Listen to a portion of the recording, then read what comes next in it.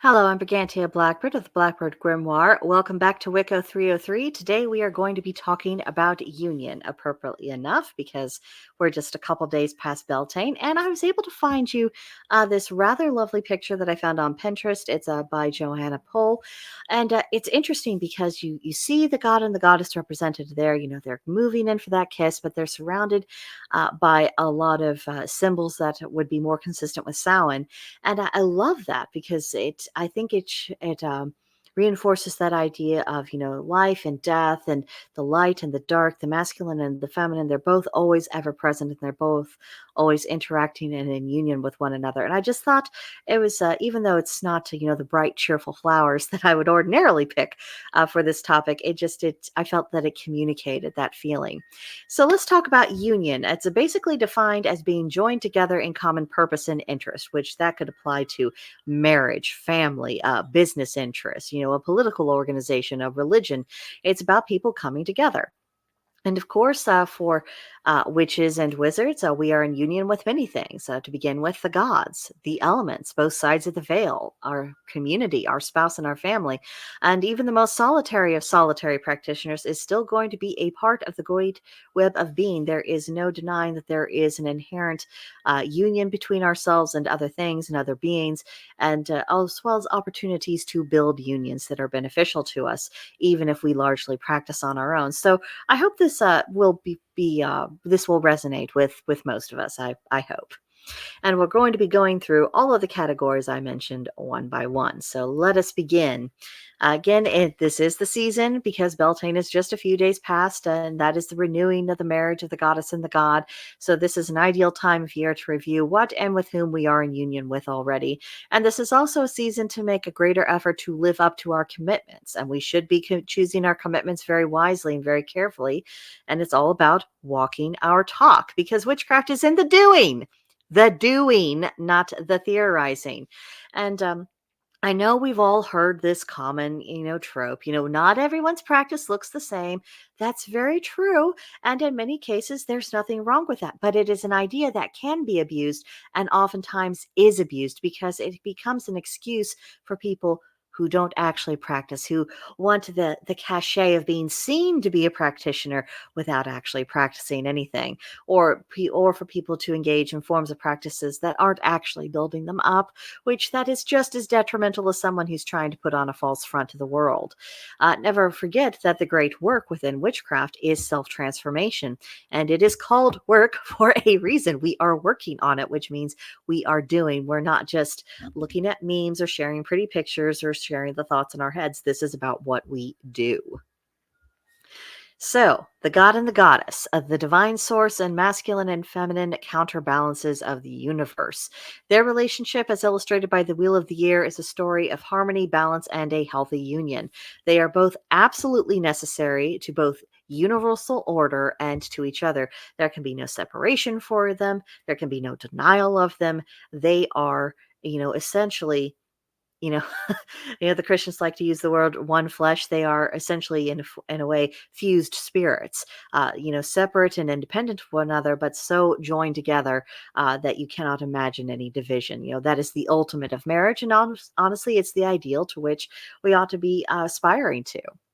So, on the topic of us being the children of the gods, because all things are children of the gods, or at least we are the things that are creations and manifestations of the gods. But as practitioners of the craft, we have a closer link to them than most.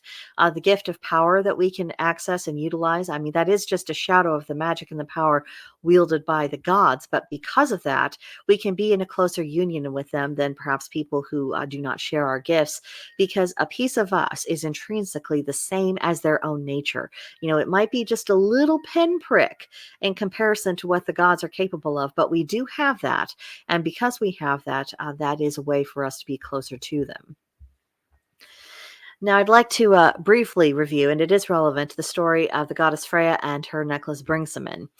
Once she gained possession of the magical necklace, she was nearly never without it. It is very much a part of her and inseparable from her. Well, I mean, okay, sometimes it was stolen, but it was always returned because it can be no one else's. Now, the dwarves who made the necklace, they would not take gold or silver for it, but instead they said that Freya could have it in exchange for having sex with them, which was four of these dwarves, and each of those dwarves was associated with a different element. So earth, air, fire, and water. Rather interesting that. But let's look beyond the literal. Let's not just think about Freya saying, "Okay, for a pretty necklace, have at me." Let's look beyond that most literal and surface level interpretation of the story. This is really about a union with the elements. I'm absolutely convinced of it. And her sexual union with the dwarves is a symbol of how intimately tied a practitioner is with the elements. Now, everyone and everything existing is an embodiment of the elements to different percentages and degrees, but a practitioner of the craft can consciously and intentionally have those energies more readily at their disposal, because not only are those elements a part of us, but they also infuse our creative capacity, and that we of course can manifest in magic, which is why I'm bringing up the story, which is why I think when we look at the story, this story in particular and other stories that might have similar themes, that we do look beyond the literal interpretations and we'll say, okay, because this is cultivating and enhancing her magic, because she came into union with these various representations of the elements, and so do we, even though it's not a literal sexual union, because again, let's look at symbolism and not just surface level. Now, we are walkers between the worlds as well, and not everyone who practices magic does have that foot planted on either side of the veil. And this is one of the distinctions between a witch or a wizard and a practical magician. The practical magician is making use of magical energies. They are producing great effects. They can be just as talented, just as knowledgeable, just as skilled, but they are not walking on both sides of that veil, because they are not dealing with both sides of that veil. Witchcraft in its essence, witchcraft, wizardry, however we are saying this, uh, it really is conducting magic in a more spiritual context, even if it is just pertaining to the needs of the spirit, as opposed to someone who's using magic as a tool, and just, it's their means to create an end. That is a major distinction to be made. And so to be in union with both the seen and the unseen is to simultaneously be both the ultimate insider and the outcast. We are at the center of what it means to be fully incarnated, but we're also separated from it. We are also outsiders in a way, because we're not really fully part of either this world or the world beyond. And we have work to do in both places. And I would imagine when we're in between incarnations, that's still true. Recently, I had a live stream with a fellow Lokian, and we were both kind of saying that we had this intuition that even once we shed the mortal coil, that's not the end of our work. We're still going to be having things to do. And it's interesting that she and I both have that feeling. And I would imagine there's more than a few witches who also have that sense of, okay, whether I'm in corporeal form or if I'm just existing as energy, I still have things that I need to be doing. And this is why we constantly study. It's all in aid of becoming more and more familiar with the arenas in which we operate, in both that seen and unseen. And it's why the spiritual path of witches and wizards is so distinct and so different from that of other pagans. And it's also why practices like shamanism are very, very close cousins of us. We're not exactly the same, but we have a lot in common. But it's also why shamans are essentially a little bit different than just uh, I'm trying to think of a better expression than a plain pagan, because what I mean is a pagan who is devotional. They observe their seasonal celebrations. They study their lore. They're seeking to bring themselves up, to improve their character and align with the principles that they have discovered. They try to learn everything that they can, but they're not practicing magic. They're not really having that foot planted on the other side of the veil. They're not as intimate with these energies is what we are. And that's the difference. And again, for the 1 billionth time, in case anyone hasn't heard me say this before, that in no way makes them lesser. It in no way makes them having a less fulfilled or a less meaningful path. It just means that they have been called to a different arena of practice than we have. And and it's just as well because there's if you've been at this for any length of time, you know the devotion and the commitment it is to really make a success of a witchcraft practice. Not everybody is going to have the temperament or the insanity to embark on that journey. We all have our place to play, and it takes all sorts to make a world. So I do think that it's important because sometimes, because of our capabilities, we do wrestle with that danger of getting, maybe a little bit puffed up or thinking that we're better or superior or whatever else, which, in addition to being a rather nasty attitude, it creates problems between ourselves and other pagans, and we don't need those problems to be existing. So, different, distinct, but not superior to. I think that's a good lesson for us to take away. Now, bound in community. Let's think about what it means to be in community because it really encompasses our spiritual community, our geographical community, who's around us, where we happen to live, our ethnic backgrounds, our nationality, because those aren't always the same. And of course, in America, your ethnicity and your nationality is a very complicated thing, and it gets more complicated every day, it seems. Our language group, if having the ability to communicate, even if you're struggling with someone's accent, or if they have a slightly different jargon and vernacular than what you're accustomed to, if you at least have that same core common language, you can communicate with others more readily than if you were having to translate it into an entirely different language. So there is a community of languages. Political communities, I mean, this is very tribal and very feisty indeed these days, but nevertheless, it is a category in which people find themselves, and even professions. Now, these unions, they might have the strength of iron, or they could be as tenuous as cobwebs. It really depends.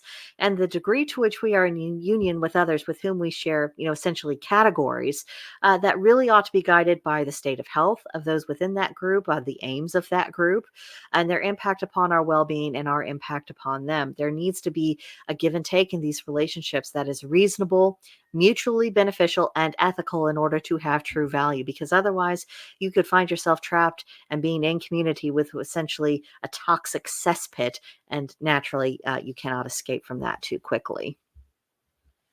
So, marriage and family. It is within the unions of marriage and family that we echo the patterns that are set forth by the god and the goddess, as I mentioned earlier in this class. These relationships, they aren't just the foundation of every civilization ever, which they are, but they are also the foundation for existence itself. And living up to our role within the family and as a marriage mate is absolutely paramount. And of course, this doesn't mean there aren't going to be, differences between, how couples share and split up the workload, how you raise your children and having to adapt to their personalities, because they aren't completely blank slates, are they? As many parents have discovered. Um, there's room for a lot of individual adaptation, and I think that people make a lot more fuss and bother about that than what's really called for. But our willingness to prioritize this area of life, it doesn't just gain the favor of the gods. So, even though that's very important and very beneficial, but it also improves our understanding of people, the world, and our ability to wield magic. The more we are in with the life flow of existence and acting in harmony with that flow, the easier it will be for us to exercise our talents and to do it well. So this isn't a small thing. This isn't a piffling thing. And I would encourage people to be mindful of attitudes that have been popularized that denigrate the family, that denigrate the idea of marriage. People say, well, not everybody needs that. And, with the implication being that you're somehow a lesser being and of weaker character. If you do acknowledge that this is kind of a normal thing for human beings to do, always, ever, and that most people are better off within this particular structure. Be wary of that. Be wary of the people who preach that at you. And you could do worse than to examine what is their motivation for saying these things. Why are they trying to put you off essentially what is a human norm? You might discover upon reflection that there's something a bit sinister and unwholesome about it. So I would just ask, keep an open mind.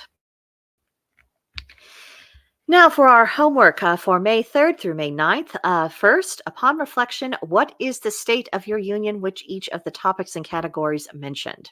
Number two, meditate upon your place within the grander scheme of things. And number three, how can you improve your union with the elements, the very creative forces of the universe? Because that is the union you are going to be relying upon time and time again as you go about your work as a practitioner. So that's what I have for you this week. Next week, we are going to be talking about witchy gardening, and I have some fun things to prepared for that. So I do hope you'll come back for that. In the meantime, comments, questions, concerns, complaints, leave them for me in the comments section below, or leave me an email at brigantiablackbird@protonmail.com, and I will get back with you just as soon as possible. And yeah, that'll do it for today. See you guys next time. Bye.